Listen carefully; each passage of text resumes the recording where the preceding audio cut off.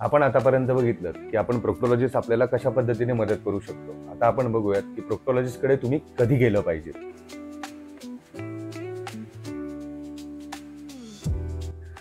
प्रथमतः जेव्हा तुम्हाला गुदमार्गामध्ये किंवा मलत्यागाच्या वेळेस, शौचाच्या वेळेस तुम्हाला तिथे रक्त पडत असेल, पू येत असेल, दुर्गंधीयुक्त मल बाहेर येत असेल, आग होत असेल, सूज जाणवत असेल किंवा खाज येत असेल, ह्या प्रकारची सिम्पटम्स जेव्हा तुम्हाला मलत्यागाच्या वेळेस जाणवत असतील त्यावेळेस तुम्ही एखाद्या प्रोक्टोलॉजिस्टला दाखवणं गरजेचं आहे.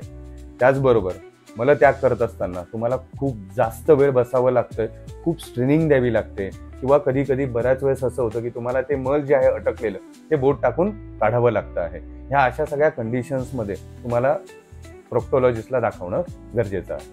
अशा पद्धतीची लक्षणं जर तुम्हाला जाणवत असतील तर तुम्ही उत्तम ट्रीटमेंटसाठी, उत्तम उपचारासाठी डॉक्टर महाजन स्पाइस केअरला भेट द्या.